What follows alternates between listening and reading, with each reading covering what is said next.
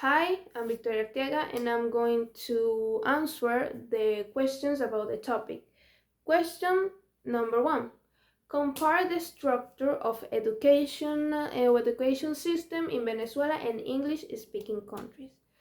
Well, Venezuela and English-speaking countries such as United States, United Kingdom, Canada, and Australia have a significant difference in their education system in terms of its structure and management. In Venezuela, the education system is centralized and controlled by the Ministry of Popular Power for Education, which sets educational policies and standardized curriculum. Education is divided into preschooler, primary school, compulsory education from age to 6 to 11, secondary school age to 12 and 17, and higher education which focus on fundamental subjects like math, sense and literature. In contrast, English speaking countries generally have a more decentralized education system to allow for grading, curricular flexibility, and educational management.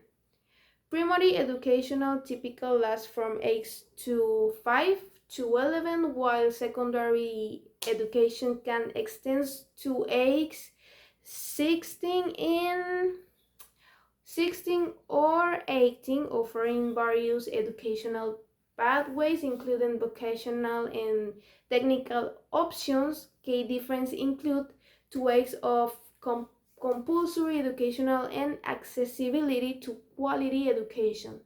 Venezuela faces change due to economic issues that have deteriorated resources and infrastructures. Additionally, their language or structure differs, with Spanish being used in Venezuela and English in English speaking countries, impacting students' educational experience. On the other hand, the question number five, what role do libraries play in higher education in Venezuela?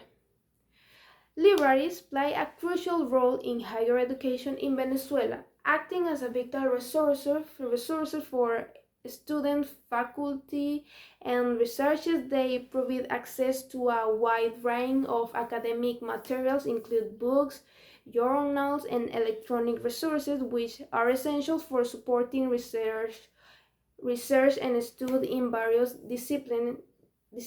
Additionally, they offer research support services, study space, and promote information literacy through workshops and training sessions, thereby contribute to the academic success of students. Hello teacher, my name is María Higuera, and in this video I'm going to answer two questions of the workshop about educational aspects of Venezuela and the English-speaking communities, and of course their relationship. Very well, question number two. What are the differences between public and private education in Venezuela? Well, as we know, it's a fact that the main difference between both educational models is their accessibility. In our country's case, the public education is free at all levels, serving the majority of students and regulated by the government to ensure universal access. Okay, while private schools, attended by around 23% of Venezuelan students, rely on tuition fees. Okay, private schools usually offer better resources like teacher materials, modern facilities, smaller class sizes, and more specialized or bilingual programs, resulting in a higher educational quality. In contrast, public schools face significant challenges such as underfunding, poor infrastructure, teacher scarcity, and overcrowding, which have led to a decline in quality and limited extracurricular opportunities.